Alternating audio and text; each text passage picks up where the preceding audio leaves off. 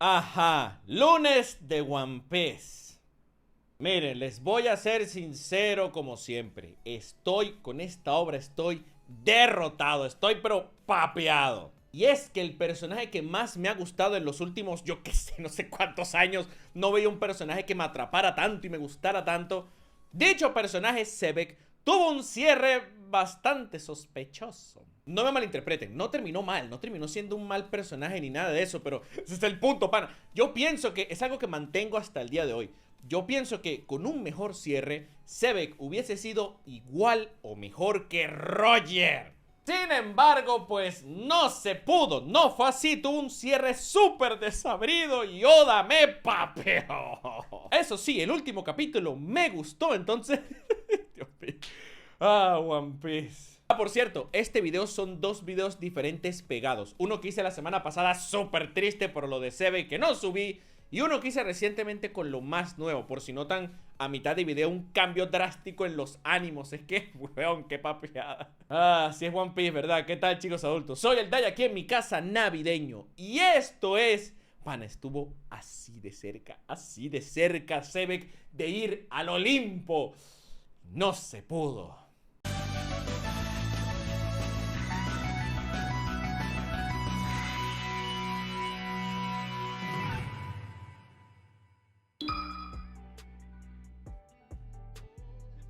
Bueno, el dios de esta obra, el señor Zebek, ha caído.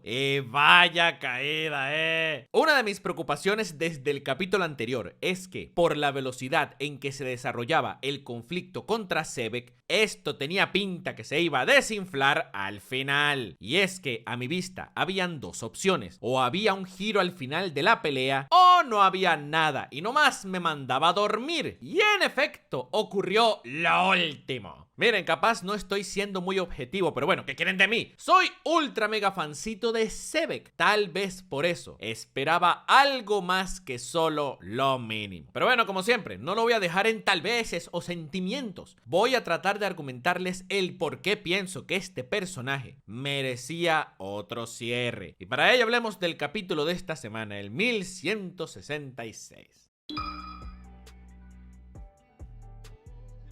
Bueno, ya va, en realidad no he hablado del 1165, que es el anterior. Ya saben que ando agrupando de a dos capítulos con estos videos. Pero la verdad, hermano, de ese no tengo mucho que decir. Y si tuviese algo que decir, pues sería lo mismo que voy a decir aquí. Entonces, bueno, démosle. El capítulo arranca con la muerte de Zebek a manos del cara de empanada. Y a mi parecer es la muerte más anticlimática que ha tenido esta obra. No la peor, ya saben cuál es la peor para mí. Pero sí la más desabrida, sin dudas. Y allí está el tema. El señor Oda le metió un rush tremendo al conflicto de Garp y Roger contra el papá del más bello, cosa que en idea no es mala. Es decir, ya nosotros sabemos el resultado de esto, no hay problema. La clave es que si tú rusheas esto de esta manera, significa que tienes un espacio para así meter algo que no sabíamos. God Valley estaba rodeado de misterios e interrogantes. No iba a sentirse fuera de lugar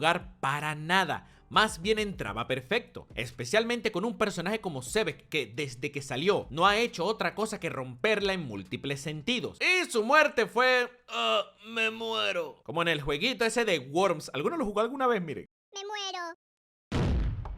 En resumen, fue la cosa más desabrida posible. Y es que miren, vamos a deshilarlo. A ver, ok, ¿por qué se muere Rox? Zebek pierde porque le clavan el poder ese rancio de Insama. ¿En qué consiste dicho poder? Pues a la fecha de este video no sabemos con certeza. Sí, entendemos lo que logra, pero no de dónde viene, ni qué limitantes tiene. Nada. Y esta es una habilidad asquerosamente rota, que tiene un tipo casi omnipresente que puede teletransportarse a sus secuaces, los cuales ellos mismos se pueden invocar. Entonces, más vale que esto tenga unas restricciones increíbles, junto con una explicación aún más sorprendente, porque si no, es un completo asco que parte al manga a la mitad. De hecho, esto entra en la misma categoría de lo que hemos hablado del Gorosei y demás. Y similar a este tema, yo para esto puedo esperar por las razones que vengo diciendo en múltiples videos anteriores hace meses. Pero el punto es que Sebek cae por esta cochinada. Entonces, el método para bajárselo de momento es un asco.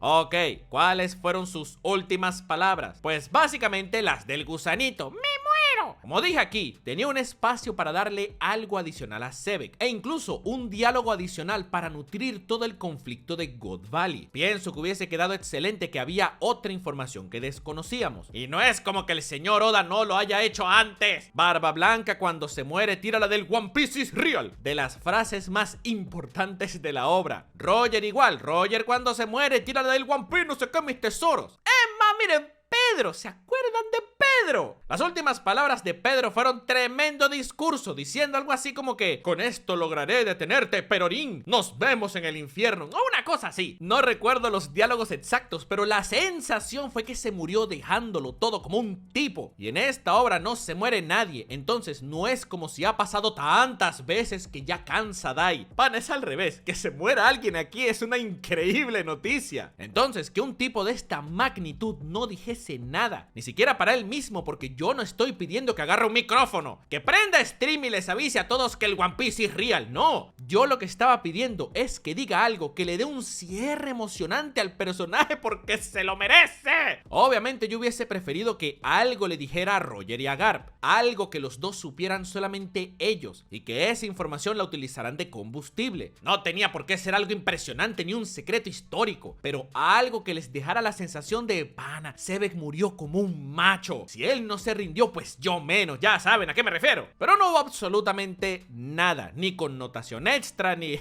nada, o sea, nada. Lo único realmente nuevo que nos dieron del conflicto es que fue vencido con el poder rancio de Insama. Del resto es lo mismo, no le agregó nada. Y lo que le agregó nuevo, pues de momento es un asco. Entonces, metes a un personaje excepcional para cerrarlo así, para que su clímax sea esto.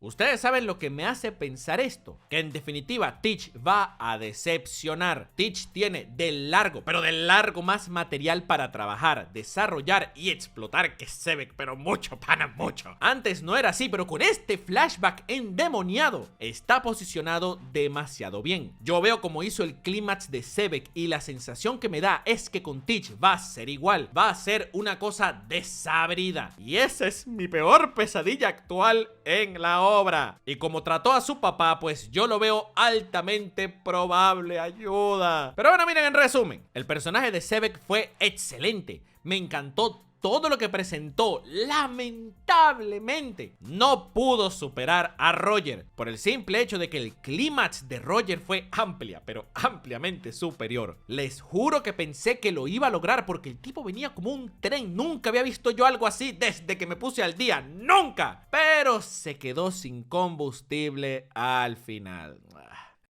El resto del capítulo, pues miren, va a sonar un poquito hater, pero prefiero serles sincero. Honestamente, no me importó. Quedé decepcionado del clímax de este tipo. Y honestamente no me importa el resto. Es decir, vi cosas interesantes. Por ejemplo, Garp le habla a Sengoku de que si se corrompe le va a sacar los dientes. Un tema interesante porque a este punto pienso que Sengoku es altísimo espía, sabe demasiado y ha sido muy permisivo con muchas cosas. ¿Es eso? Simplemente es un tarado. Entonces es un tema que me parece interesante. Pienso que Sengoku todavía tiene muchísimo que aportar a la historia. Y eso que está retirado y todo esto, comiendo queso, no me acuerdo qué es lo que come. También vemos a Harald inmolarse a él y a Elbaf al darse cuenta que en efecto traicionó a su amigo. Va tan lejos que le ofrece el culo al gobierno, les ofrece ser esclavo. What the fuck. Y lo más importante de esto, pienso yo, es que Loki queda cada vez mejor. Todos los actos que hizo el tipo han sido sustentados. No necesariamente tienes que darle la razón, pero ha tenido motivos válidos para todo lo que hizo. En ese sentido encaja perfecto con los Mugiwara porque así son. Varios de ellos han cometido errores en el pasado y dependiendo dependiendo del contexto puedes verlos como malas personas, pero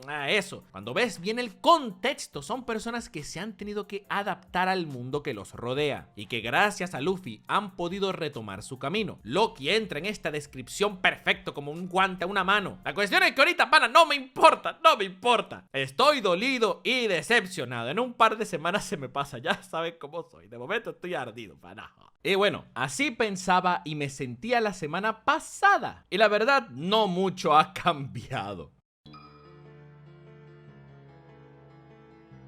Miren, no tengo mucho que destacar de este capítulo, excepto las cosas de Shanks. Aparte de que me dio risa cómo se refieren al resto del mundo como la superficie. ¡Qué cerdos, Pues resulta que se confirma que es alto espía, aunque no exactamente. Resulta que lo vemos en Mary Joyce, disfrazado de estos tipos y todo. Lo importante es ¿por qué está aquí? Es claramente un espía porque libera al pescado ese legendario de los Gyojin. Pero ok, ¿por qué está metido en la boca del lobo? Shanks está poniendo en riesgo su integridad en múltiples sentidos, metiéndose de lleno aquí. Después de todo, sabemos que es de los piratas más importantes del planeta y de paso tripulante del Oro Jackson, sin mencionar el daño que le puede hacer a su reputación. Y bueno, miren, para hacerla corta, si está aquí metido como espía haciendo este teatro, debe tener una razón mega importante como para hacer todo esto. Ahora, ¿cuál es esa información o recurso que vale lo suficiente como para ponerse a hacer esto? Hasta la fecha, lo único que ha movido a Shanks lo suficiente para hacer algo así es la futura generación. Lo vimos cuando se arrancó el brazo y tal, y cuando detuvo Marine Fraude. Y bueno, se movió para buscar el One Piece, supongo, pero bueno, cualquiera, hasta yo también. Entonces, algo con eso debe ser. ¿Qué es ese algo? No puede ser la fruta del Joy Boy, porque entonces el gobierno sí sabía de ella, ya que él se infiltra para sacársela a Who's Who, creo, que es lo que nos contaron. Entonces los animales siempre supieron que tenían la fruta de Nika y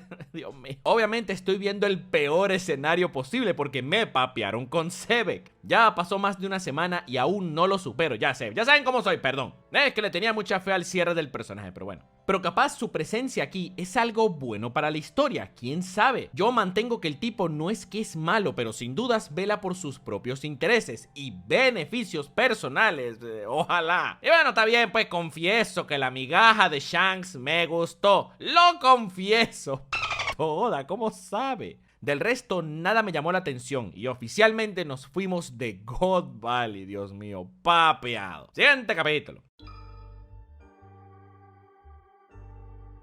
Y este capítulo sí me gustó, de verdad. Y por fin creo que es hora de que hablemos un poquito de Harald. Harald a primera vista parece un tarado obsesionado con algo que no es compatible con él. De paso, queda como un traidor, un mal amigo, incluso un mal padre. La cuestión es que nosotros estamos viéndolo desde una perspectiva irreal y privilegiada. Y es que nosotros vemos las cosas a través del tiempo. A lo que me refiero con esto es que nosotros sabemos el futuro de la situación. Además, por ser los espectadores tenemos un contexto muy amplio de los diferentes bandos de la obra. Claro, tú ves los actos de Harald y dices, Dios, este animal. Pero la verdad, el tipo tiene sus puntos. Harald estaba en una posición desventajosa de entrada porque carga el peso histórico de su gente en sus hombros. El mismo Insama se lo recalca, que la historia es más pesada que cualquier persona. Entonces, claro, el tipo tiene encima un peso gigante en múltiples sentidos. Primero, tiene el peso histórico de su gente, los actos barbáricos y el miedo latente que ocasionaron sus guerreros. Segundo, tiene a la nueva generación, unos niños los cuales se han distanciado un poco de la guerra, cosa que es necesaria. No puede sostener un país solamente a putazos. Bueno, o sea, sí puede. Pero para el contexto de One Piece necesitas gente con algo de cerebro al mando, porque si no el gobierno mundial los va a aislar o directamente los elimina. Se hacen demasiadas idioteces. Tienes que saber maniobrar y quedar en un punto medio, lo suficiente medio como para no pasarte al gobierno, pero tampoco ser su enemigo. Si no, pregúntenle a Cobra. Tercero, tiene el peso de su familia. Su esposa tiene una visión hermosa del futuro del BAF y es algo que lo inspira a él. Como ¿Cómo no hacerlo? La idea de ver a un Elbaf diferente pero abierto al mundo es una maravilla. Después de todo, uno de los grandes problemas que hemos visto aquí es el racismo y la xenofobia. Elbaf es víctima directa de esto, pero tiene la voluntad de no echarle la culpa a nadie y no quedarse como víctima, sino ser parte de la solución, no el problema. Y por su contexto, que son megapoderosos gigantes con grandes recursos, de verdad pueden lograrlo, es posible. Cuarto, tiene el peso de sus amistades. El caso de Sebek es perfecto porque el tipo trata de colaborar con él, pero su petición choca con las otras tres cosas que ya mencioné. ¿Qué ocurre? Que el hombre pone las cosas en una balanza y dice, ok, mira, o salvo a mi país, mi gente y mi familia, o salvo a mi amigo. Y el tipo obviamente se fue por lo primero. Sí, claro, lo vemos adolorido y sufriendo, pero mi interpretación no es que se sienta así porque piensa que se equivocó, no. Es porque pues le dolió. Era su amigo de verdad, pero ¿qué coño va a hacer? Va a votar a su nación, los deseos de su esposa y el futuro de su gente por él. Pana, no puede. Normal que entrara en una espiral de emociones que se arranca los cuernos, esto y lo otro. Yo lo veo como un gesto para poder agarrar fuerzas y así seguir adelante, porque si no, la muerte de su amigo va a ser en vano. La prueba de esto es que Harald prefiere literal morir a hundir a su país. Lo vimos en su final. El tipo, a pesar de haber hecho pacto con el diablo, de haber dicho que sería esclavo, de haber entregado su alma, no entrega a su país. Es increíble.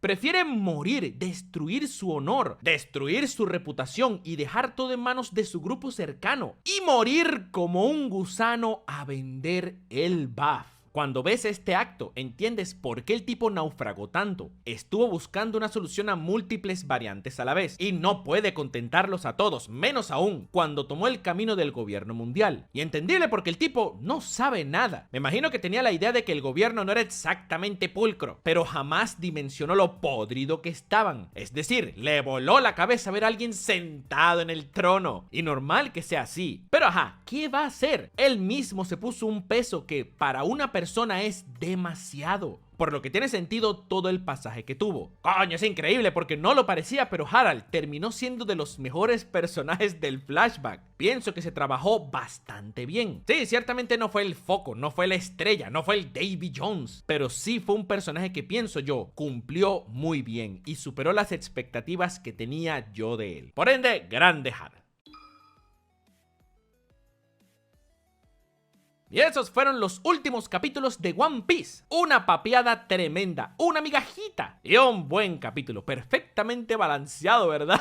Me cago en todo. Y no me acuerdo si se los comenté, pero yo todavía sigo leyendo One Piece todos los viernes en directo. Primero leo One Piece y después me voy a ver Chainsaw Man. Puedes venir baratito, me ayudas a mí, si no, no te preocupes que por ahí te cae un video de One Piece. En efecto, ahí nos vemos la próxima en esta aventura que, Dios mío, me papea, después me da un pancito y después me da un buen capítulo increíble, llamada One Piece. No te vayas todavía. Si te gustó este video, porfa suscríbete. Y si quieres, regálame un like. Mira, eso me ayuda, muchísimo. También puedes seguirme en Twitter, en @daitedice, donde siempre ando diciendo tonterías. En Instagram como me dicen Dai, donde subiré cosas que no tienen que ver con el canal. Y en Facebook en diagonal me dicen Dai, donde se deciden todas las votaciones. Y ya está. Terminé mi discurso. Muchísimas gracias por su apoyo. Mil gracias, en serio. Nos vemos. Hasta la próxima.